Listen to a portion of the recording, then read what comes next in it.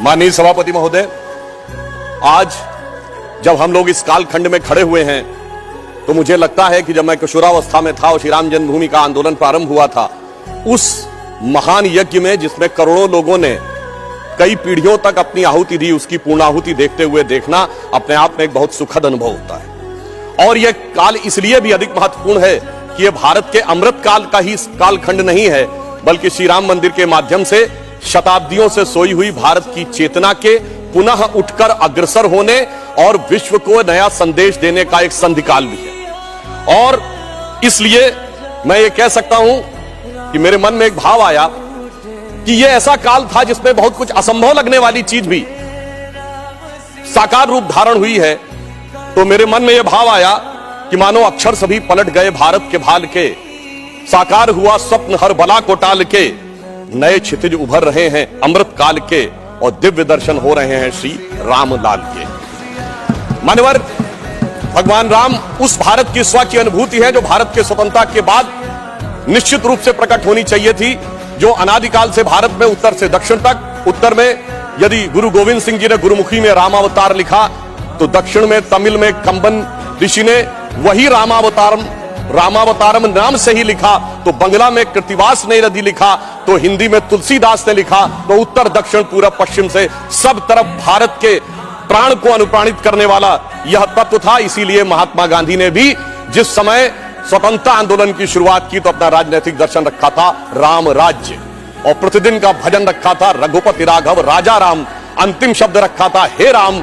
परंतु हे राम, मैं ये कहना चाहूंगा उन राम को भी प्राण प्रतिष्ठित करने में इतना संघर्ष करना पड़ा जो भारत के समाज से लेकर आध्यात्म और मन तक विद्यमान थे, जिसे हम लोग उस आंदोलन के समय कहते थे कि ये तन प्रभु राम का, मन प्रभु राम का, तो हर क्षण बोलिए जय श्री राम की, आस प्रभु राम की, श्वास प्रभु राम की, तो प्रति क्षण बोलिए जय श्री राम की। मगर आगे समस्या ये थी तो हम कहते थे शासन चलाए चाहे सीने पर गोलियां, परवाह नहीं कीजिए शरीर और प्राण की, आए आपदाएं विपदाएं भले कितनी बनाएंगे हम मंदिर सौगंध श्री राम की। और आपदाओं विपदाओं को पार करते हुए वह सौगंध आज पूर्ण हुई। इसके लिए अनेकानेक लोगों ने बलिदान दिया, देवी दीन पांडे जी से लेके सरदार फकीर सिंह से लेके हजारों संतों से लेके कार सेवकों तक और कोठारी बंधुओं तक। परंतु मैं एक बात कहना चाहूंगा, मैं इस विषय पे कोट करना चाहता हूं। 2003 के नोबेल पुरस्कार विजेता वीएस नायपॉल ने एक किताब लिखी थी भारत के बारे में, इंडिया ए वुंडेड सिविलाइजेशन। उन्होंने कहा भारत एक विचित्र देश है जहां पर कि अपनी संस्कृति को आघात करने वाले विषय को पढ़ाया जाता है और आघात करने का प्रयास किया जाता है, इसीलिए उन्होंने वुंडेड सिविलाइजेशन वर्ड कहा। मैं इसलिए कह रहा हूं कि जो इतिहास में प्रत्यक्ष प्रमाण थे उनको भी झुठलाने का प्रयास हुआ। श्री राम जन्मभूमि केस के सिर्फ 2 उदाहरण बताना चाहता हूं। जब मुकदमा चला तो यह पूछा गया कि भाई पिछले उदाहरण दीजिए कोई शताब्दियों के, तो विपरीत पक्ष के पास कोई उदाहरण नहीं थे। हमने फॉरेन ट्रेवलर्स के उदाहरण कोट किए। विलियम फिंच नाम का ब्रिटिश ट्रेवलर आया 1610-20 के आसपास, उसने कहीं पर मस्जिद का उल्लेख नहीं किया, सिर्फ मंदिर का उल्लेख किया। फ्रेंच ट्रेवलर आया जोसेफ टिफेंथलर 1720 के आसपास, तो वो कहता वहां पर चबूतरा है जिसमें कि और एक पक्ष में वो मस्जिद की बात करता है और बताता है कि रामनवमी पे लाखों की भीड़ लगती है। परंतु उसके बावजूद एक मजेदार बात बताना चाहता हूं, जब से ब्रिटिश डॉक्यूमेंट आया तो जो पहली एफआईआर ऑफिशियली दर्ज हुई है नवंबर 1858 में, फैजाबाद के थानेदार को रिपोर्ट दी गई है कि 25 निहंग सिखों ने आकर कब्जा कर लिया है, यज्ञ हवन किया है और मस्जिद जन्म स्थान के सब तरफ राम राम लिख दिया। और जानते हो उस पे सभापति महोदय सिग्नेचर क्या है?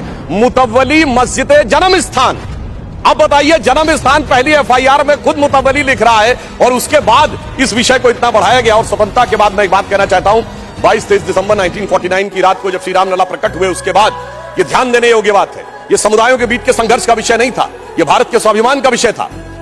12 साल टाइटल सूट की मियाद होती है, 12 साल तक मुस्लिम पक्ष सुन्नी सेंट्रल वक्फ बोर्ड उस पर पैरोकारी नहीं था। 1961 में, दिसंबर 1961 में जब 12 साल पूरे होने में 4 दिन रह गए थे, तब सेंट्रल सुन्नी वक्फ बोर्ड उस पर पैरोकार बना। क्यों? कुछ सेकुलरिस्टों ने समझाया, कुछ लेफ्टिस्टों ने समझाया, और इसका उल्लेख किया कि मोहम्मद साहब ने अपनी किताब में किया है कि मुस्लिम समाज में एक बहुत बड़ा तबका ये मानता था कि हमें इस विषय में पढ़ने की जरूरत नहीं है। परंतु राजनीति के चलते हुए भारत के स्वाभिमान का विषय ये इसका प्रतीक बना। परंतु उसके बाद कोर्ट का निर्णय आया, संपूर्ण मर्यादाओं को पूर्ण करते हुए आज ये दिन आया। तो मैं कई बार हम लोग से कहा जाता है कोर्ट का निर्णय आया तो इसमें आपने क्या किया? तो मैं बताना चाहता हूं, हम जब सत्ता में आए 1991 में कल्याण सिंह जी की सरकार ने आकर 67 एकड़ भूमि का अधिग्रहण किया। उसके बाद याद करिए खुदाई पर रोक लगा दी गई थी। तो अटल जी की सरकार आई तो नई टेक्नोलॉजी आ गई, ग्राउंड पेनिट्रेशन रेडार। तो रेडार मैपिंग की गई और वो कोर्ट में प्रस्तुत कर दी गई। मतलब ऑपरेशन पे रोक थी, अल्ट्रासाउंड पे तो नहीं थी ना, तो अल्ट्रासाउंड करके दिखाया गया, देखो भाई अंदर क्या है। फिर कोर्ट ने परमिशन दी और उसी खुदाई की हुई 2003 में, और उसके अंदर जो साक्ष्य निकले उसी से 30 सितंबर 2010 का Lucknow bench of Allahabad high court का जजमेंट आया, जिसने गर्भगृह श्री रामलला विराजमान को दिया। अब जब मोदी जी की सरकार आई तो क्या अंतर, विषय सुप्रीम कोर्ट में आ चुका। सबसे बड़ी समस्या यह थी कि सुप्रीम कोर्ट में सारी प्रोसीडिंग सिर्फ इंग्लिश में होती है, और वहां सारे डॉक्यूमेंट्स जो हजारों हजार पेज के थे उनको इंग्लिश में ट्रांसलेट करना था विद ऑथेंटिक डॉक्यूमेंट्स, जिसमें अरबी फारसी के भी थे, संस्कृत के भी थे, सबके थे। तो हमारी सरकार में आने के बाद अगर 60 साल उसमें लगे थे, हो सकता 50 साल इसमें भी लग जाते, क्योंकि बहुत से लोग वकील का चोला ओढ़कर खड़े होकर ये भी कहते थे फला साल के पीछे ले जाइए इस जजमेंट को। मगर मोदी जी की सरकार ने आने के बाद 24/7 लगाकर सारे के सारे जो डॉक्यूमेंट्स थे उनका केवल 2-3 वर्षों में ट्रांसलेशन किया, और उसके बाद जाके कोर्ट में अर्जी लगाई कि डे टू डे हियरिंग होनी चाहिए, क्योंकि हमारी सरकार तो उसमें विचार करती थी कि हनुमान तेहि परसा करि पुन कीन्ह प्रणाम, राम काज कीन्हे बिनु मोहि कहां विश्राम। और फिर आपने देखा कि वो जब जजमेंट आया, और ये भी एक सुखद संयोग देखिए कि मान्यवर, हमसे टीवी डिबेट में अक्सर बहुत पूछा जाता था कि आ गए भाजपा वाले, कहते हैं रामलला हम आएंगे, मंदिर वहीं बनाएंगे, तारीख नहीं बताएंगे। महोदय, राम का मंदिर कोई इमारत नहीं थी, ये भारत की भव्यता का आगाज था, और वो तारीख कोई तारीख नहीं थी, वो काल की गति थी। और वो तारीख क्या थी मैं बताना चाहता हूं। जब रामलला इस मंदिर में आए हैं तो वो तारीख आई है 4 करोड़ गरीबों को घर लेकर आई है, 11 करोड़ लोगों के लिए शौचालय लेके आई है, 54 करोड़ लोगों के लिए जनधन अकाउंट लेके आई है, हर गांव में बिजली, हर गांव में सड़क लेकर आई है, और इतना ही नहीं, हर शहर में हर राज्य में एयरपोर्ट लेकर आई है, समुद्र पे सबसे बड़ा सेतु अटल सेतु लेकर आई है, और चिनाब नदी पे दुनिया का सबसे ऊंचा पुल चिनाब का पुल लेकर आई है, हाईएस्ट एफडीआई लेके आई है, हाईएस्ट फॉरेन एक्सचेंज रिजर्व लेके आई है, फास्टेस्ट ग्रोइंग इकोनॉमी लेके आई है। और जनाब, फिल्म का डायलॉग होता था, तारीख पे तारीख, तारीख पे तारीख वाला इंडियन पैनल कोड को तारीख का हिस्सा बनाकर भारतीय न्याय संहिता लेके आई है, जो 3 साल के अंदर सारी तारीखों को खत्म कर देगा।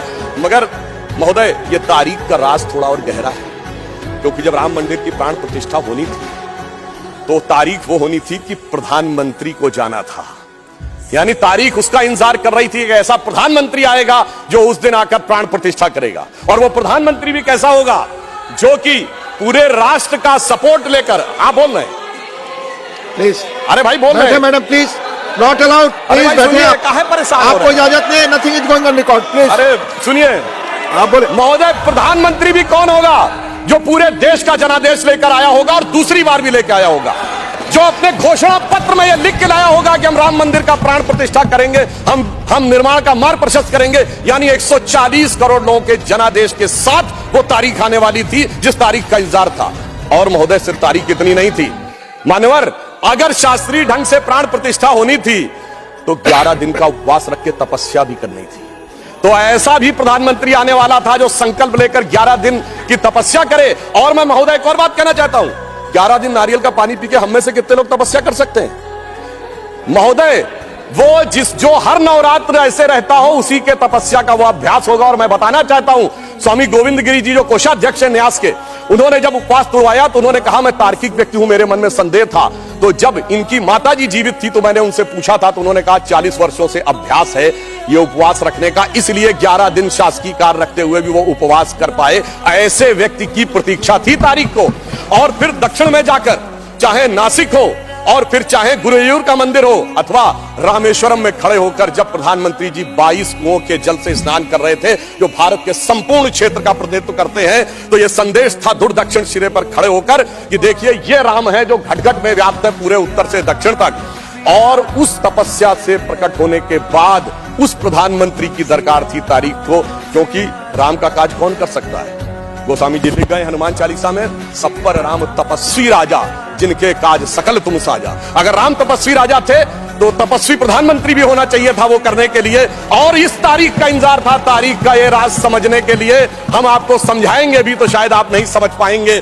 और इसीलिए मैं कहना चाहता हूं कि इतना ही नहीं, महत्वपूर्ण बात यह थी कि सब कुछ शांति और सौहार्द से निपट गया। जब राम मंदिर का मुद्दा उठा था तो कितने प्रकार की चीजें होती थी। इसके लिए हमें निश्चित रूप से सरकार, प्रधानमंत्री को धन्यवाद देना चाहिए। पूरे देश में जिस प्रकार का सौहार्दपूर्ण वातावरण रहा। और महोदय, 90-92 में भारत ही नहीं, अगल बगल भी बहुत कुछ हुआ था।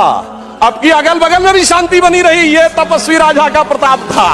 और इतना ही नहीं महोदय, अबू धाबी में भी मंदिर बनने जा रहा है। मुझे लगता है भारत के लिए अमृत काल में सांस्कृतिक गौरव का इससे बेहतर काल नहीं आ सकता था कि राम मंदिर भी बन रहा है और अबू धाबी में भी मंदिर बन रहा है। और मैं एक और बात कहना चाहता हूं महोदय, यह हिंदू मुस्लिम का विषय नहीं था, यह भारत के जय और विजय का विषय था, और उससे भी बढ़कर यह मूल्यों का विषय था। कौन से मूल्य थे? एक मूल्य वो जिसमें भगवान राम उस मूल्य के प्रतीक बनते हैं जिसमें 4 भाई हैं, पिता के एक वचन पर वन चले जाना, दूसरे भाई का जंगल जाना, तीसरे भाई का खड़ाऊ रखकर शासन करना, एक ये परंपरा थी। और दूसरी परंपरा वो जिस बाबरी परंपरा में भी 4 भाई थे, शुजा, मुराद, दारा और औरंगजेब। एक ने 3 को कत्ल कर दिया, बुढ़ापे में बाप को जेल में डाल दिया, और इतने पे भी संतोष नहीं हुआ बल्कि सर काटकर थाली में रख के जेल में बंद बाप के पास भेजा। आप किसी मत को मानने वाले हो, अपने घर में क्या देखना चाहते हैं, भाई की खड़ाऊ या भाई का सर?